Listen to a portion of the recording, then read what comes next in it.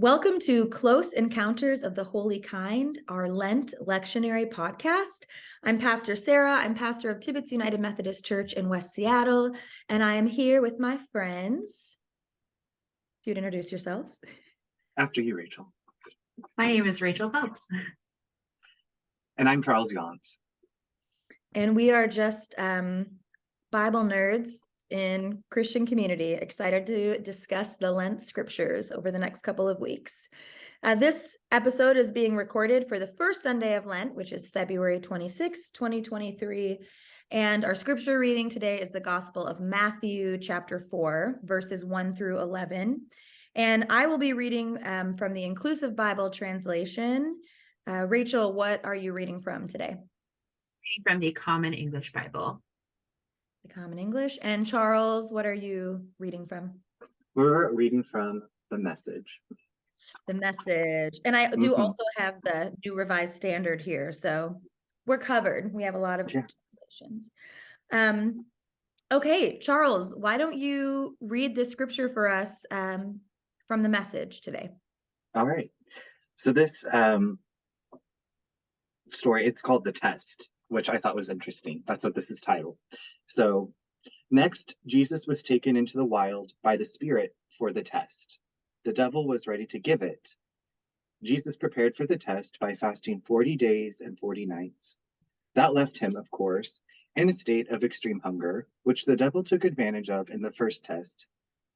And this is quoted, "Since you are God's son, speak the word that will turn these stones into loaves of bread." Jesus answered by quoting Deuteronomy, "It takes more than bread to stay alive. It takes a steady stream of words from God's mouth." For the second test, the devil took him to the holy city. He sat him on top of the temple and said, "Since you are God's son, jump." The devil goaded him by quoting Psalm 91. "He has placed you in the care of angels. They will catch you so that you won't so much as stub your toe on a stone." Jesus countered with another citation from Deuteronomy. "Don't you dare test the Lord your God." For the third test, the devil took him to the peak of a huge mountain. He gestured expansively, pointing out all the earth's kingdoms, how glorious they all were. Then he said, "They're yours, lock, stock, and barrel. Just go down on your knees and worship me, and they're yours." Jesus' refusal was curt. "Beat it, Satan." He backed his rebuke with a third quotation from Deuteronomy. "Worship the Lord your God and only him. Serve him with absolute single-heartedness." The test was over, the devil left, and in his place angels came and took care of Jesus' needs. Ooh, so good. So much going on here. I'm so excited. And I liked reading that from the Message too. That was really interesting. Yeah. Okay, I feel like I have so much to say about this text that I'm not gonna go first. So, what's going on?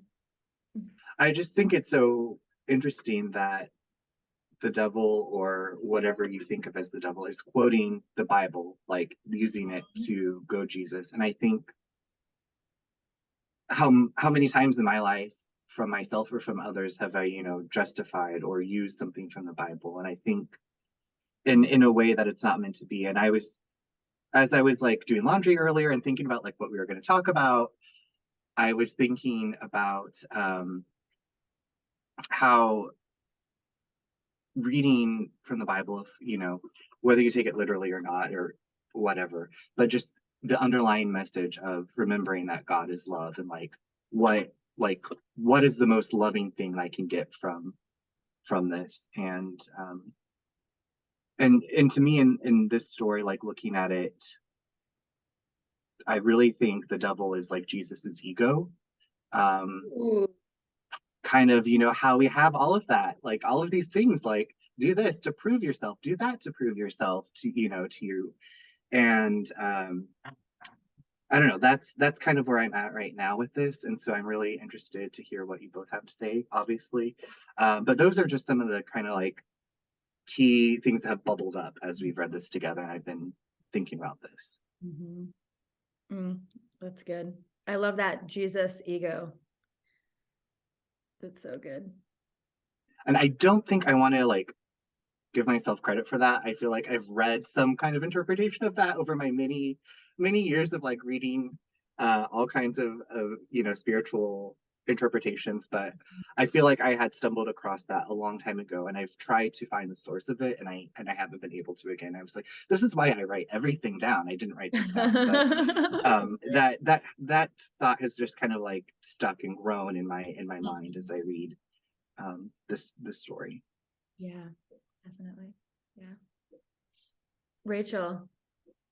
Yeah, I mean, I'm really struck by that, Charles, what you just said about the ego piece and reading these three, the way that the tempter or Satan or the devil, or whatever you want to call this being, begins all of these sentences, right? Since you are God's son, since you are this, since you are all that and a bag of chips or whatever they used to say, since you have this power, and it's like, okay, so use it to save yourself, use it to make yourself the most powerful person, use it to feed yourself. It's like this challenge of ego and power and like, what are you going to do with it? Is like the test is, you've got it made. Jesus, you can now, live this good life with all of the kingdoms, and you're hungry, so like feed yourself, use what you've got, and you've got so much. You are God's son. Since you are God's son, there you go. This that's the answer right there. So I think that's like, that ego piece is extremely powerful and important in what Jesus is being tempted with, and tested with, or as the message says. Yeah, that's what was coming to mind when you were talking, Charles. Yeah, it's like ego and also identity. Like it's like the evil one is saying, if you are who you say you are, right? Like prove that this is who you are.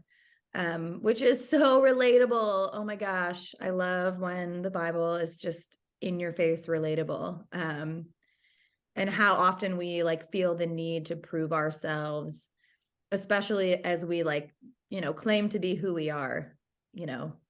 If you are who you say you are, Jesus, prove it. Yeah, that's good. That's like really good and powerful. And Rachel, kind of going off of what you were describing, like the devil's offering all of these things, right? Like you can have all these kingdoms, and it's like,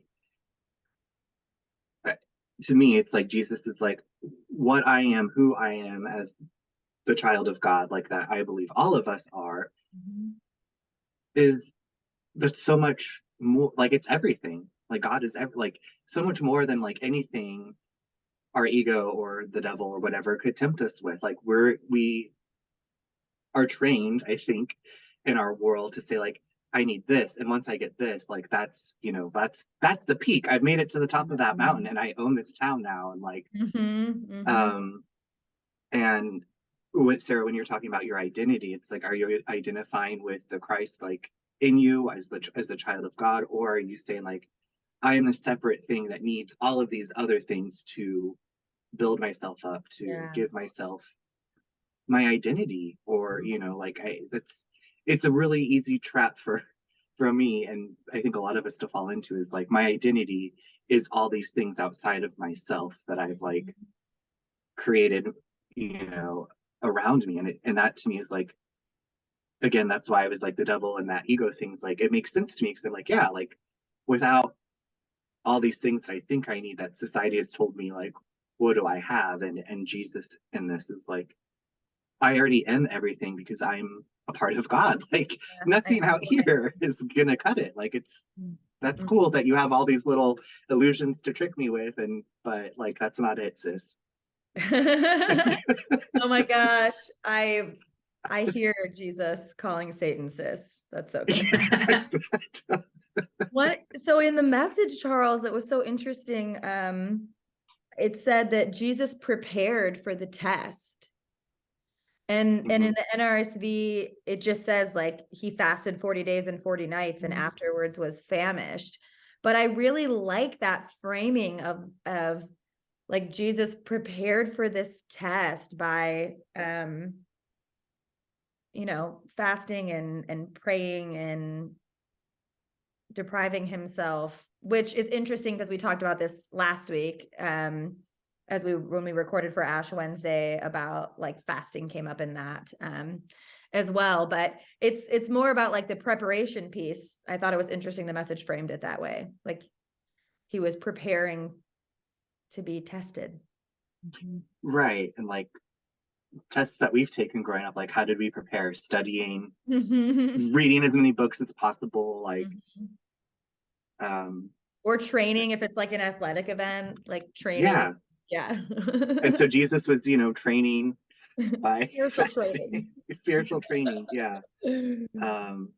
But I also love that you pointed that out, because it's like Jesus really was, like us, like for having to prepare for something, or like, taking the time. I think from thinking, he wasn't entering into it lightly, right? Like preparing for 40 days, like that's a quite a chunk of time. If we take it literally, like, and maybe not as long as you would train for other things, like a half marathon, like that takes a lot of prep. But I love that, like, yeah, that like 80s montage music of just like Jesus sitting in the quiet, but that's all you see like during the montage. It's like a very boring montage. But, somebody needs to make that the 80s montage of Jesus fasting in the wilderness before being tempted by the devil. Yeah, and I know last week we talked about that fasting, but I'm just like, maybe that fasting from all the other distractions, not just the food, but like everything else that we're so great at distracting ourselves with. Yeah.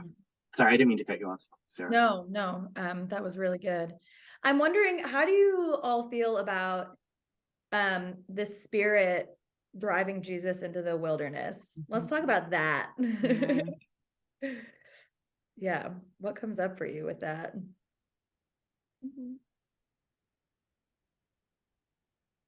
Yeah. It's definitely a thinker. Well, and it borders, like, Yeah. I immediately think of that like very toxic theological perspective of like God causes everything to happen, or like everything happens for a reason, right? Like, see, God drove Jesus into the wilderness, and God won't give you more to than you can suffer. handle. Yeah. Yes, that one. Yeah. God doesn't give you more than you can handle. Yeah. Yeah, it's like the Common English translation, it begins, then the Spirit led Jesus up into the wilderness so that the devil might tempt him. It's like, it's the so that for me, like this was all part of the plan. This was perfectly laid out and had to have, that's like, that's sort of what that, without unpacking it, right, without interrogating it, that's sort of what it implies. Which I don't mind. Right. This is That's the not God's plan. Yes, that's not my understanding or belief of how God works. It was actually my dad, who was also a pastor, and it's interesting. I remember like little snippets from some of his sermons growing up, related to various things. And one of them is the idea that, God has a plan. And he basically said something like, God does have a plan, but it's not like, God wrote down in God's plan or exactly what's going to happen. And then this will happen and this will happen and this domino effect. But it's more like God's plan for our lives is love, is healing, is discovery, is change, is forgiveness. Like, and I loved that framing of it. Like, yes, God does have a plan for us, and that plan, is to love and be loved, to be our most authentic selves, because we know and believe we're made in God's image. So that I can like get behind God's plan if it's described that way. But I think this can lead to like yeah, that understanding of like, oh, God is causing you to suffer for a greater purpose. Which the whole theme of our Lent worship series at Tibbetts is encounter, and all these things that we encounter when we go into the wilderness. So the first week, temptation, and then darkness, thirst, judgment, are all things that people could say like, oh, God is causing this to happen. So that you can learn and grow. And I think there's a fine line between that, like, ideology and theology, and also the fact that we can and do grow in and through our suffering. So how do we talk about that and like name that in a way that isn't like, God is causing you to suffer, like, oh, you woman who, is experiencing domestic violence, that's all part of God's plan. Hell no. Yeah, how do we like hold that tension and then also talk about how we are, transformed, and we do encounter the Spirit in the wilderness of our suffering, and that includes temptation. I don't know. Yeah. I don't know. I think, listening to you lay out that tension and sort of conundrum, like on a theological level, is just bringing to mind the basis of free will. Like we were created with free will, and we are free to respond to God's free grace for us. In the freedom that Christ offers us, right? So, God is not this like puppeteer. And that sentence, again, the verse 1 of chapter 4, it's sort of like you see the Spirit like puppeteering Jesus, like walking him into the wilderness so that the devil might tempt him. It can seem sort of like preordained or prescripted, but I think what's so important is, as Bible nerds, of course, we love to parse out every little word and pick it all apart and like, what does this so mean? Yeah. But taking like scripture on the whole, taking reason on the whole, tradition and experience, and that good old quadrilateral, what we know about God and who we are in God, and in especially, as followers of Jesus. I think that's kind of what's coming to mind, is like this overall understanding of our relationship with God. And Sarah, as you're saying, that it's not, we don't suffer because God is causing us to suffer, but no suffering is beyond redemption. That's the promise, right? So that's and also, I don't want to keep going, but there's also this question of God and timing, and like what comes first, the chicken or the egg? And so like, is God's time linear? Like, no. When is God's now? When is God's later? When is God's before? What God is all things and all times and all so it's like you can kind of unpack, like, did God cause this to happen? Did God know this was going to happen? Because God knows all things and created all things. Those are the things that can give you headaches and obviously make you get a lot of degrees in school and waste a lot of money and not waste. Take on lose a lot of sleep. Exactly. Yeah, lose a lot of sleep. But those sort of just very like age-old questions and concepts and things to unpack are all sort of coming to mind. But I just love the God's purpose for our life is love, is relationship, is all those wonderful things that you all were saying. But those are the sort of like those like free will, those like third theological terms are just kind of nagging at me. But that's good. You guys sparked for me, like thinking about the beginning of this with Jesus being led by the Spirit. Looking at the story, I have to like, I kept thinking in my mind, like, what is the story for? Like, what is this conveying to me as like a message of hope or good news, or and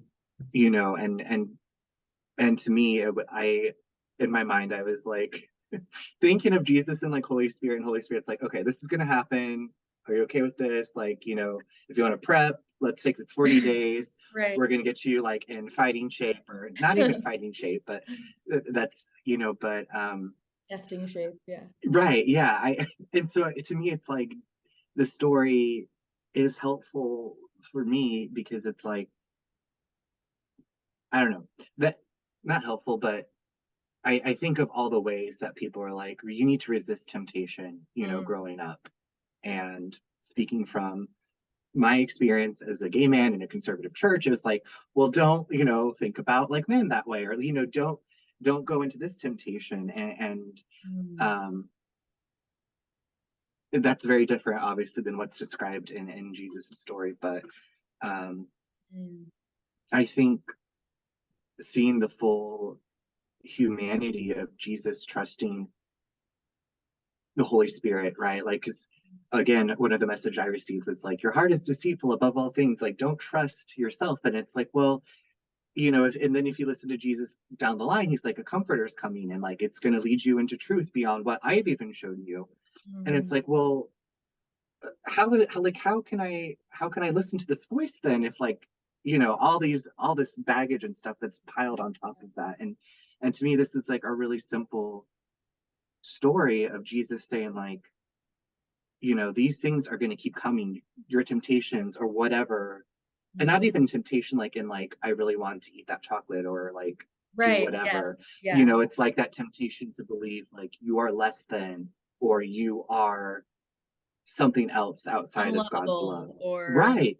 Yeah. And it's and I think Jesus being led by the Holy Spirit, the Spirit, the Holy Spirit, the Holy Spirit, being led this way is showing like there's always going to be something that the ego or the devil wants to distract you with, to tempt you with.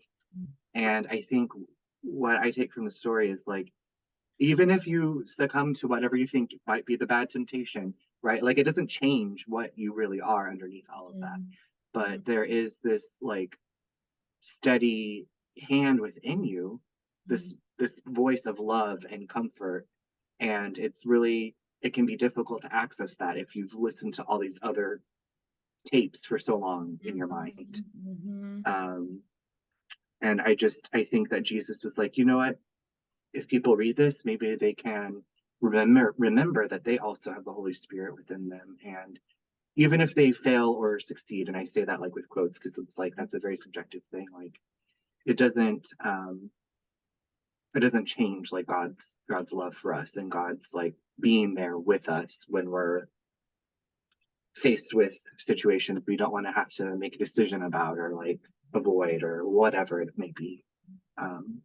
Yeah, so that was a long ramble, but I'm just spitting it out as it floats into my mind space.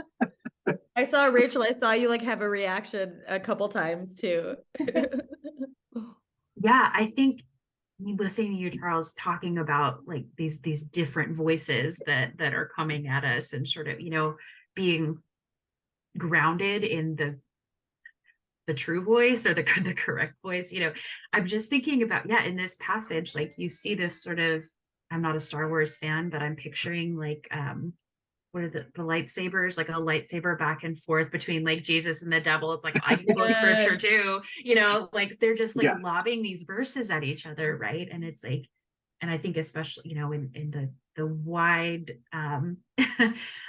diverse family of people who call themselves Christians, right, and study the Bible and love the Bible and think we understand the Bible, and you look at all of the different interpretations and denominations and the ways it's informed our traditions and practices over the years, that you can find anything in there except for what you can't find, but you can pick out a little verse here and there and make it say anything you want, right. So I'm just thinking like, listening to you, Charles, especially, it's like, these words are always going to be coming at you. Like there's always voices. There's always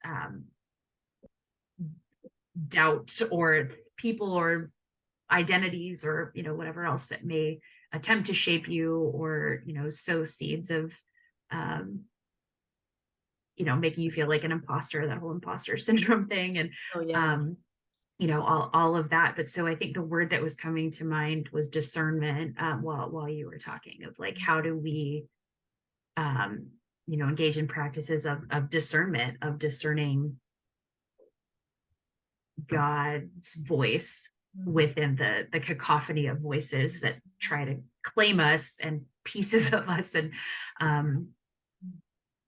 and name us and call us other things than the beloved child of God that each of us is. So the word discernment was sort of coming to me while you were talking, especially thinking about as we enter Lent, right? And like, where do we want to be on Easter Sunday? Like, how do we want these 40 days to change us?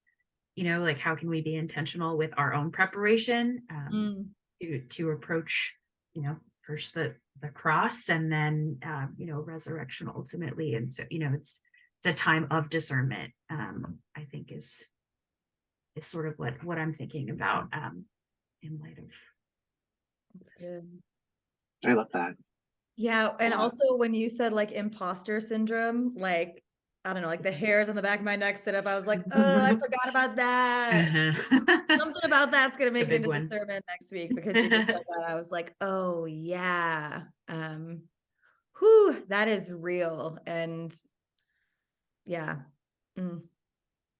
I really want to talk about temptation now, because I feel like what you had made the reference, Charles, of like, oh, don't eat that chocolate, and then talking a little bit about like your upbringing and like, being told like, don't listen to those voices. And for some reason, like what keeps coming up for me is being told, like mostly at like church camp or youth group, or just the idea that like anything related to sex was like a temptation of like, don't be tempted to have sex before you get married.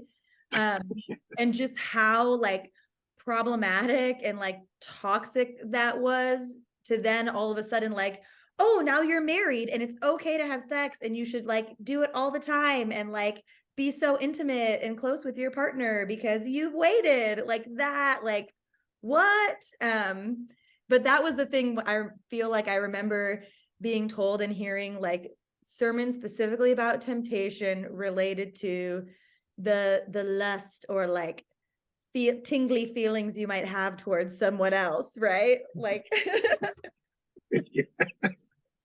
So what are we talking about when we talk about temptation? I mean, because we can reduce it to that, like, don't eat the chocolate, or like, don't have sex outside of marriage, or whatever, don't do drugs, or whatever the thing is you shouldn't do. But that, I don't know, that's too simple, too like two-dimensional, I think. And we don't, in progressive, like Protestant churches I've been a part of, we don't like talk about temptation a lot, at least in my experience, except when we read this text, and Jesus is the one who's tempted, not us. So yeah, I feel like that's one of the abiding gifts that our brother, the Apostle Paul, left us with, is this like distrust of anything your flesh is informing you to do. So just thinking of like, where all of that comes from. And it's like, ignore every feeling that your body is giving you, ignore. And even this, with fasting is like, you're hungry, but don't eat, ignore your, any physical sensation, or, it's like sowing these seeds of mistrust of like our own bodies and our own selves. And, just listening to you talk about that, Sarah, I was just like, oh, Paul is the just thinking about that, like, don't listen to your flesh. That's the you framed that so nicely though. Our brother the Apostle Paul's gift to us. That was so kind of you. Oh, yeah. And I mean, I just, that temptation piece, like I keep thinking of this part where this, first of all, just when we were talking about this, it made me laugh when it's like, in this quote, it says, since you are God's son, jump. And I was like, I don't know if you guys have seen those like TikToks or any other videos where people like talk about these intrusive thoughts that they have. They're like, just like run your car off the road, or like, you have, and that's a very reductive like thinking about that. But just, I think all this temptation to believe that we are something else besides the beloved child of God, like you had said, Rachel, whether it is, and then, asking like, what is this for? Like this temptation, or like, what am I don't, and maybe it doesn't have to be for anything. Like I don't have all the answers, but like those that Sarah, when you were talking about that, that spoke to me because I didn't really, outside of like school education, I got like books on like Christian focus on the family, books on like puberty, which were very like don't do this, like don't do this, like, and everybody, is attracted to the opposite, and it was all very binary. Yeah. It was just like a black and white, like here's how to be a great Christian teen, follow these rules, and like that's it. Like but it's like this doesn't work for people, like for every, and that's another thing, like thinking about this story, it's like if this isn't giving love and like isn't good news for everyone, that it's not God's truth. Like that's not the truth. Mm-hmm. Man. And yeah, I feel like once a year, like the pastor at the few of the church, like they would do he was so uncomfortable talking about sex in this, like in the bulletin, it was spelled SEQUES. Stop. That is not real. What? That's the honest to God truth. I can't remember if that was spelling exactly, but it was something like that. And I'm pretty sure it was that because I was like, what is sequez? Like it's a biblical name. Right. But it was like, Mm-hmm. how is this serving anybody? Like, how is this helping? How is this giving life to people? How is this good news? Like, and I think there's, some temptations where like, oh yeah, this person like drinks too much. That seemed to be one like people, would talk about, but like, or, and then like even accountability buddies. I don't know if you guys had those in youth groups or anything, but it was like, I think last week we talked about like confessing our sins, but it was like you are accountable to talk about like your struggles with these people. And it's like, what is the spiritual practice really doing? And is this really, what do we think we need help with this temptation? Like what are we trying to achieve by denying the temptation, or really like what is that what is the end goal in dealing with temptation? So I don't know. I don't know if there was a question. I feel like I'm dancing around the topic. Well, when you said so like Rachel, when you said imposter syndrome, and then Charles, you said intrusive thoughts, that's also going to make it into the sermon. Like, oh my gosh. Again, like, I mean, can just imagine like Jesus going along being like, if I just prove myself, like people will get off my back, or people will see that I am, divine, and like, or the intrusive thoughts of like, oh, I'm not good enough unless I can do X, Y, or Z, right? And then as I was listening to you, Charles, one of the things that came up for me was how we, and I want to be careful because this is going back to that like theology around like suffering and everything happens for a reason, and like, which is not at all what I'm getting at. But how when I find myself in these periods of darkness or suffering or temptation, or like questioning my self-worth and who I am as a child of God, kind of like a lot of my own personal reflection is around, what is this revealing about who I am? Like about the thoughts in my head that do I believe these thoughts versus like, where is my inner voice? Like, can I hear the voice of God? Like what am I don't even know if I want to say learning, right? Because even that feels reductive to me of like, what did you learn from that horrible experience? But thinking more of like, what is this revealing? And I think that is part of the practice of Lent, of letting things go and creating space, for the Spirit, and like stripping all those illusions and layers away, so that you can see like what's revealed in that sort of starkness, that we usually are so crowded. Yeah. So thinking about that, like I think the temptation thing for me often has to do with like what I believe about myself, like my own identity as it relates to other people, how I'm perceived in the world, how I'm perceived as a pastor, as a mom, as a spouse, and like remembering who I am. But then also now I'm asking, what do I learn about myself when I'm feeling tempted to, you know, pack my day with more things than I can handle just so I feel like I'm a success, right? Like, Mhm. or try and bring my kid to work with me when I don't have childcare so that I can be like, look, I'm a mom and I'm a working woman. I can do it all. It's like only worked one time. So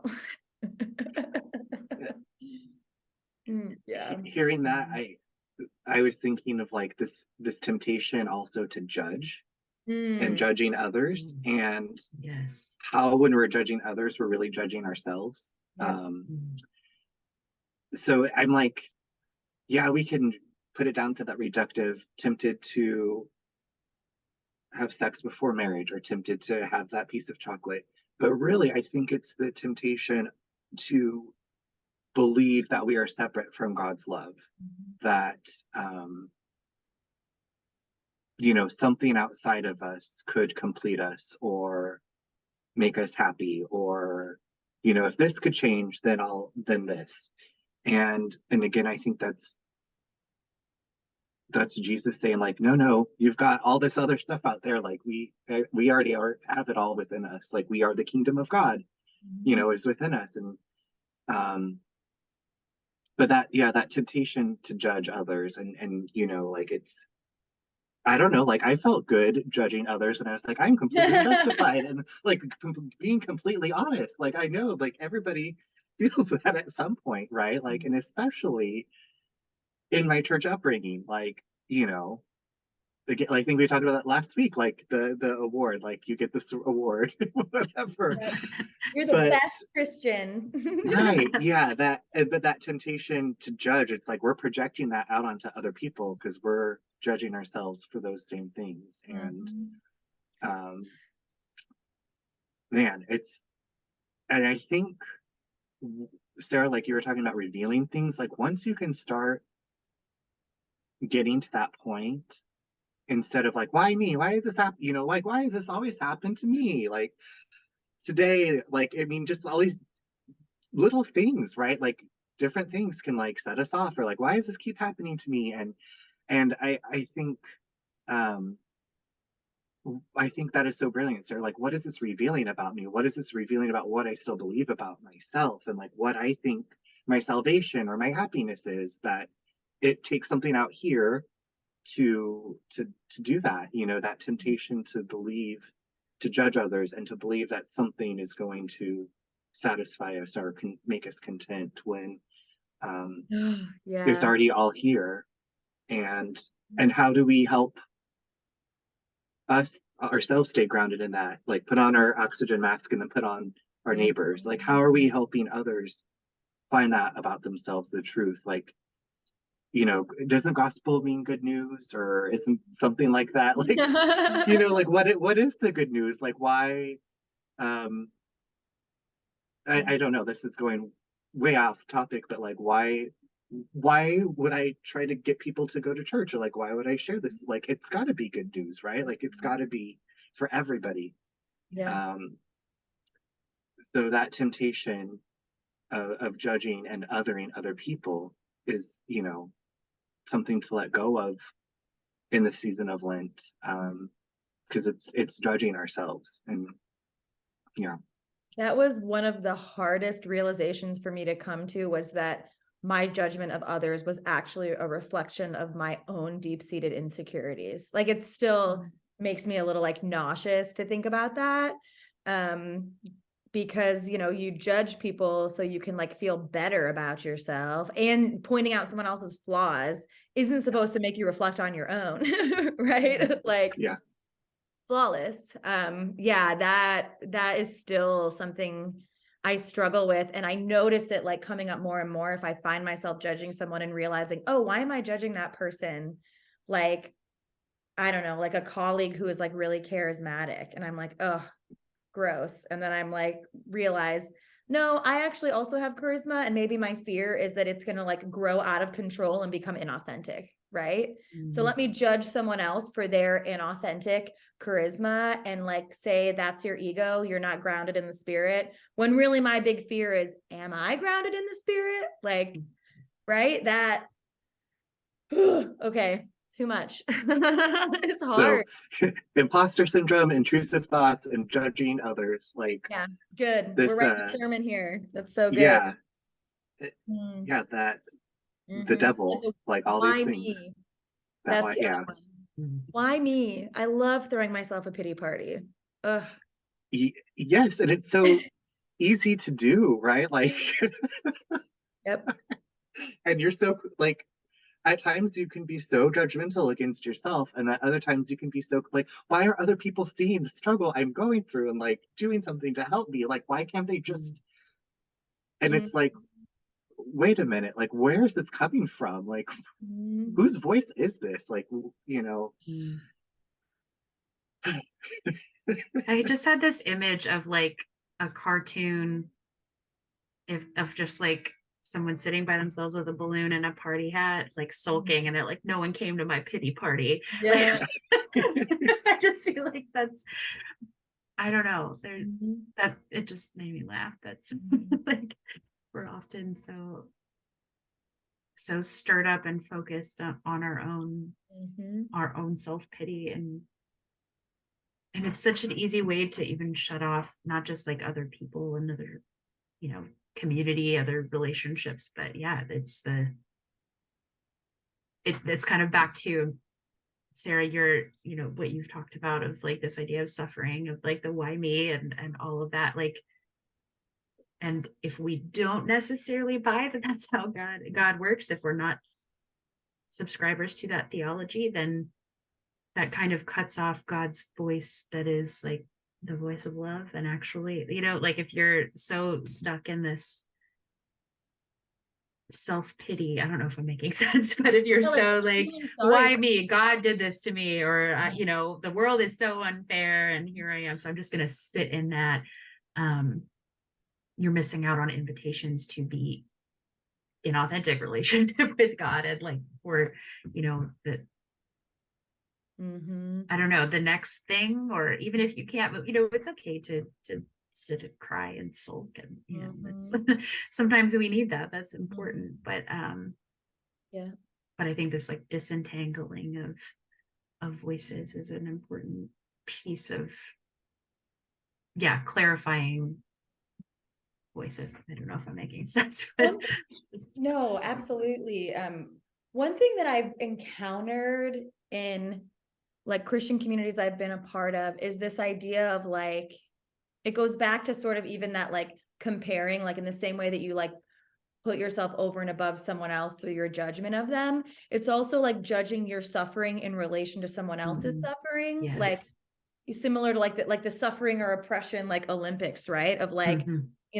I am really struggling with self-doubt or with imposter syndrome or whatever, but at least I'm not like X, like at least like I have a roof over my head and I'm not living on the street. At least that idea, like it could be worse. And sometimes I find myself going there, and people will say this to me all the time too, like they'll share like, here's what's happening in my life, but I know it could be worse, like trying to like reduce almost, and like you know rather than like validate their personal lived experience of their suffering, that because it looks different from someone else's or isn't as like harrowing as someone else's, it's like not as important or not as valid, right? And more I feel like I'm finding that to be really problematic, because it's not a competition, and like we each, by being human and being fallible and mortal, will suffer. Like it's part of the human experience, and our suffering will be different because we are different. We're yeah, I just thought of that. I'm finding that to be like more problematic than I kind of used to be, like hardcore in that camp of like, yeah, it could be worse.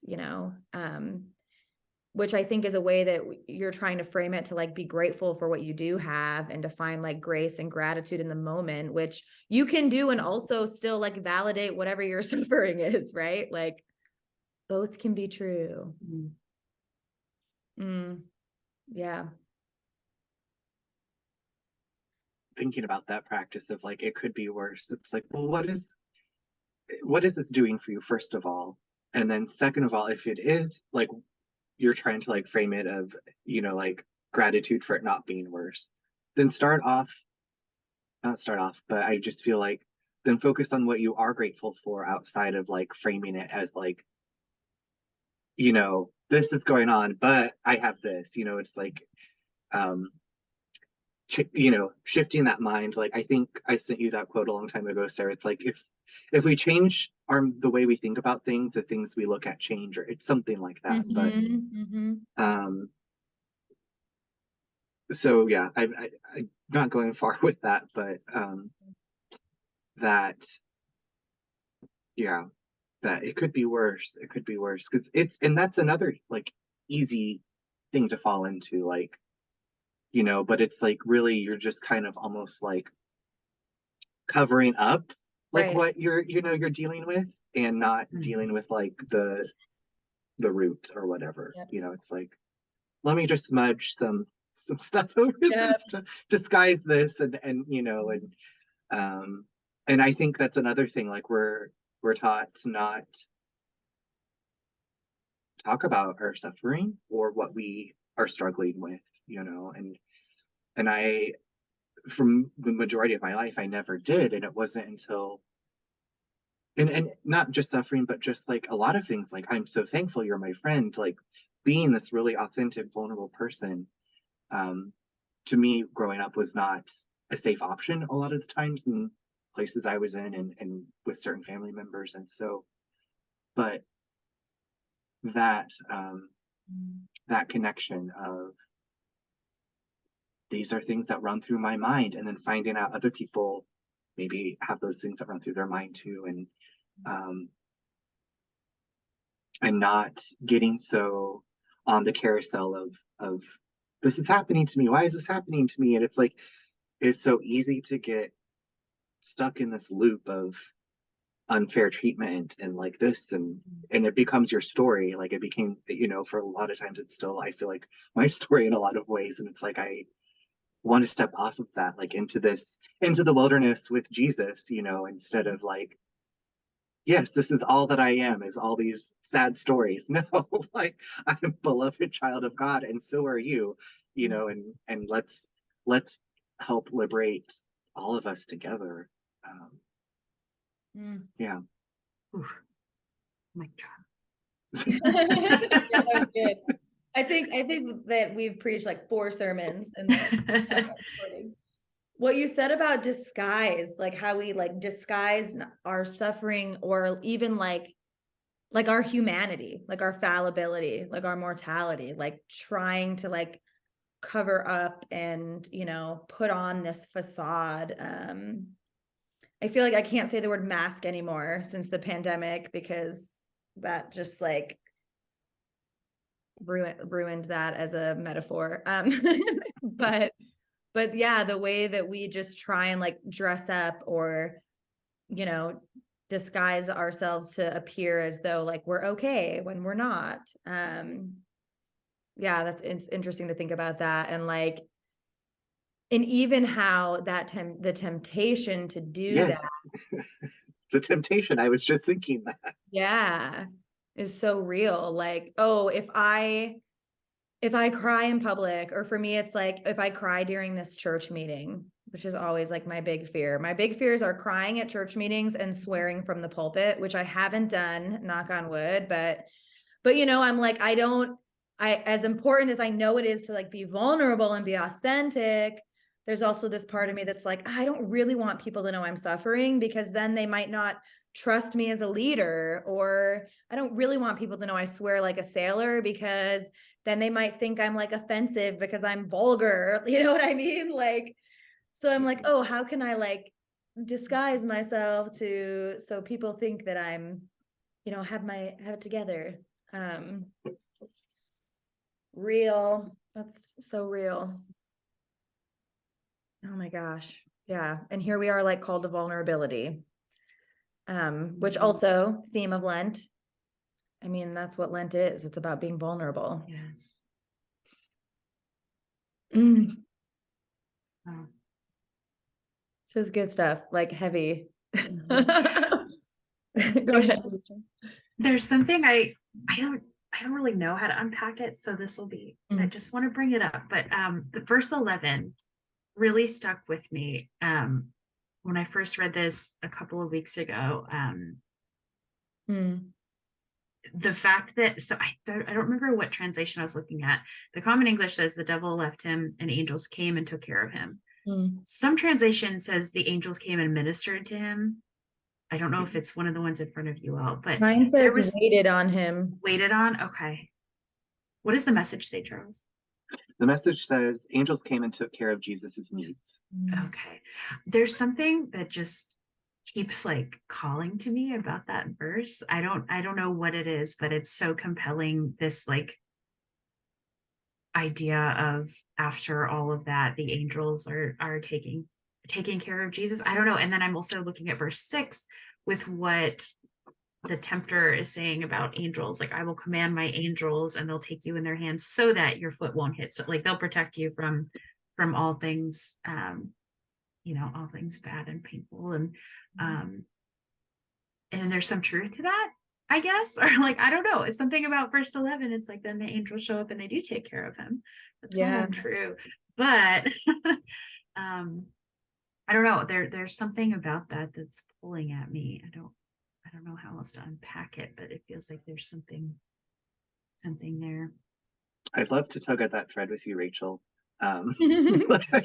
Just right now, like as you're describing that, it was like, what if the angels were there the whole time and it was just like, hey, look over here, this temptation to like look away from that is just kind of like the thing that popped into my mind as you're describing that. Like, wow. And I don't know what that means, but that's like kind of as you were describing those things, that's what came into my view. Because again, like so easy to get that tunnel vision of this is happening, and I start to believe these stories, and something I've dealt with personally. It's like no one outside of me has the power to define what I am. But when I start to have that temptation to be, maybe they're right, maybe because of this I wouldn't go to heaven or whatever, all these stories that we layer up like multi-layer of crap. And so like Rachel, when you were saying that, I was like, no, like if we turn away from this identity that we've built up, the temptation to believe that we are this, and we look here, it's like God's always been here. That love has always been here. Those angels or whatever, has always been here ministering to my needs. It's just I've put this mask on, this identity, this belief, and this temptation. And that's kind of how it hit me, Rachel. I love that you brought that up though, because that it's so easy to overlook that end part. Like, oh yeah, then angels show up and everything's great. Jesus got some fried chicken and mashed potatoes or whatever. Jesus walking out of the desert with a drumstick. Just I know. I was like, I well, must be hungry. I'm like talking about food. That I'm hungry now too. Thank you for that. That also ties back for me to this, what you were saying earlier about mistrust, and about like, oh, okay, we were talking about like, Paul and distrusting the flesh. But I'm thinking about like part of why we give into these temptations to build up these facades and pretend to be who we think we should be or someone we're not, is because like the question is like, do we trust that like the angels are waiting on us, like are meeting our needs, are caring for us? Like, do we trust that we don't need all of those outside things and that God actually will meet our needs? And I feel like, I mean, we try. I genuinely try, right? But that is really hard. And I think part of why it's hard is that we don't take like spirituality as seriously as we take all of these other like physical things, like our physical health, or even like our emotional and mental health. Like we don't talk about, at least in the Christian tradition I'm finding myself in this, you know, Protestant, Methodist, progressive world, like our spiritual health, or again, even coupled with like temptation, or like the mistrust, like, do we really trust God? I mean, I think about that with finances and with like church finances, right? Like we pass a budget with a deficit and we talk about like faith and trusting God. But the reality is that we finished last year 15,000 in the black. So like we know we'll probably be okay. Like we'll trust God and hope that like we get more money, but you know what I mean? Like we set up these like safety nets. So like I'll trust, but also in case you fall through, God, and you don't show up and you don't send the angels, then I've got plan B, right? Yes. Yeah. How much we want to like guide God's hand for God. Like, no, this is really what I need you to do. And like, you know, I think we talked about that last week of like that like I'm going to do God's job for God. Like I'm going to judge myself for God. You know, I'm going to be hard on myself for God. I can't fully trust God. Like, are you crazy? Like, what? Who just does that? And and I think again, like that we don't take our spirituality that seriously, or we're not taught those tools in the traditions that we've been brought up in, right? It's more like, here's these rules. If you don't follow these rules, if you don't fall into this category, then you're sinful and you're probably going to hell. So you better pray really hard and do all this great stuff. And then maybe you might go to heaven if you accept Jesus into your heart with a special prayer. And I think about that a lot of Jesus never said, you know what, I want you to judge people and tell them what they're doing wrong and also love your neighbor. You know, it was like there was never all this other stuff that we've been putting on. And I think it's, you know, each person and their walk with God or spirituality is different. But I think that I love that idea of going out into the wilderness to be tempted by like, you know, I need this and I need this and I need this. And it's like, no, your identity as a child of God, like you already have everything you ever need. It's all within you, you know. And how do we again get ourselves to that point and know that's there? And how do we help our siblings get there? Not to be like, you need to become a Christian, right? But to the point where like you as you are is perfect and like you're there, like there's nothing to keep striving for or achieving, and that temptation to strive, to achieve, to improve yourself, you know, like it's so much of what we've built up in the world of like, this is, you know, put on all these identities out here and try to succeed in some way, but we're not dealing with what we really are inside, you know. Well, and then I'm struck by that, and like Jesus being in the wilderness alone. I mean, with the devil is there, the spirit drove him into the wilderness, but like this text doesn't mention any other human beings. I think they're in one of the gospels, there's animals or something there. Do the animals and the angels wait on him? I might be making that up, but in the Disney version. Don't quote me on that. I'm only 62% sure, but I'm gonna look at the other translations now and see. But the point being, like, what happens when you're alone? When you like come face to face with yourself, which I feel like we talk about a lot as like a spiritual practice, a Christian spiritual practice of like silence, quiet, being alone. Part of why I think the pandemic like messed us up in so many ways, because we experienced almost immediate isolation, you know, to the point where it drove some of us into pits of darkness, you know. But that like coming face to face with yourself Like that is when you realize the illusions, when you realize the voices, when you realize, and then you have the choice, like, am I going to keep trying to live this way, or am I actually going to ground myself in my true identity in the love of Christ? Like, because that means, again, trusting this thing that I can't see or explain to people. Which one of my focuses for the year, foci, how do you say that?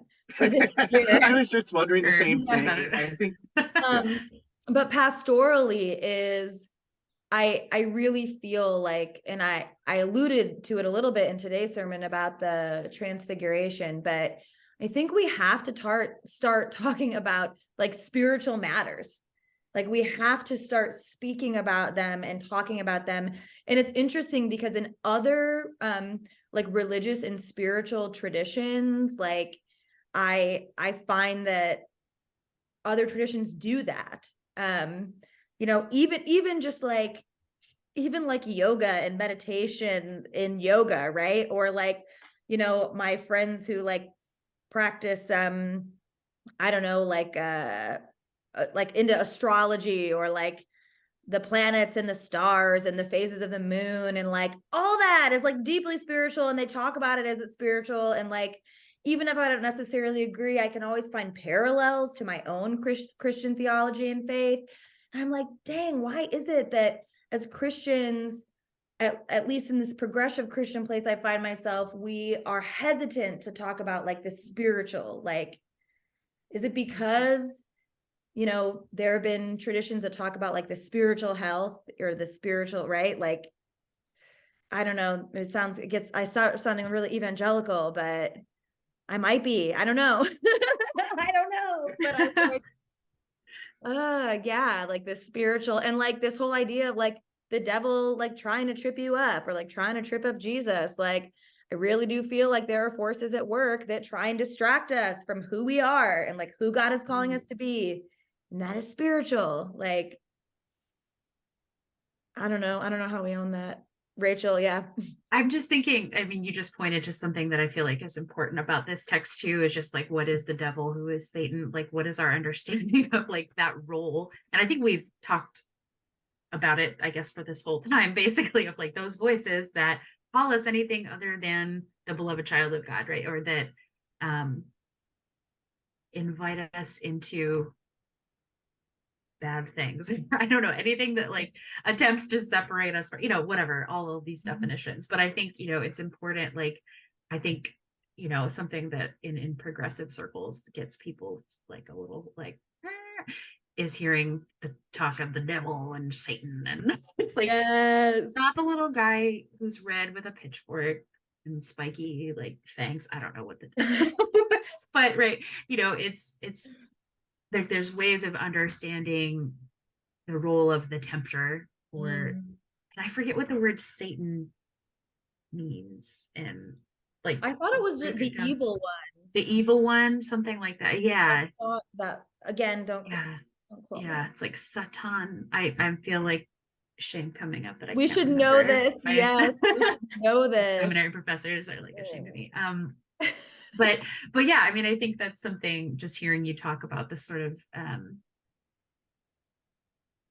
tension, and especially progressive circles, of like when you get into spiritual matters and what that means, and the language surrounding that, accompanying that, and some of the more traditional things that we've heard. And some of it's worth like stopping and sort of pointing to, okay, when we say the devil, when we say Satan, who is this being, this thing that is conversing with Jesus in this story? What are we actually talking about here? Yeah, that's so good. This was meaty, my friends. This is very meaty. I'm feeling so good about it. Any final thoughts or like burning contributions that you want to make, or something you were like, we didn't talk about this, but I want to at some point? I think you touched upon it a little, like a bit here at the end, of just don't want to say equipping people, but like how are we modeling, or how can we help others like have a spiritual practice that is meaningful and really works for them and helps them outside of listening to your wonderful sermons or attending a church, or like how, what in the Christian faith can we do to help people, like maybe they can't make it to church and they don't have streaming internet, or like I I think that's like such a and maybe it's because it's been a big important part of my life in the last 8 years or so, but just like that, what are practices like that you can do that put you in touch with your true identity as love, and that help you see the voice of temptation or the devil or the ego for what it is, and like realizing like that's not you. I just that's something I think I love, that idea of how we can help ourselves and each other, and like that's like one of my love languages. I think I joke with you, Sarah, about that. Like, here's some like meditations I found helpful. Here's this book that I've been reading. Like, it's super Right. awesome, and that's I love talking about that. And Yeah. yeah. Well, and each person taking the time to figure out like what makes me feel connected or grounded in the spirit. Mm-hmm. For some people, I think silence has to be a part of that for everybody. There's also other ways that you enter into that, right? Like music or poetry or art. Yeah. I also suddenly just thought of that phrase I heard so much when I moved to Seattle, which is I'm spiritual, but not religious. Yeah. Yeah. So now I'm going to like really ponder this like spirituality and religion, and how religion might have like specifically Christianity like ruined the idea of Christian spirituality. Yeah. Talk about meaty.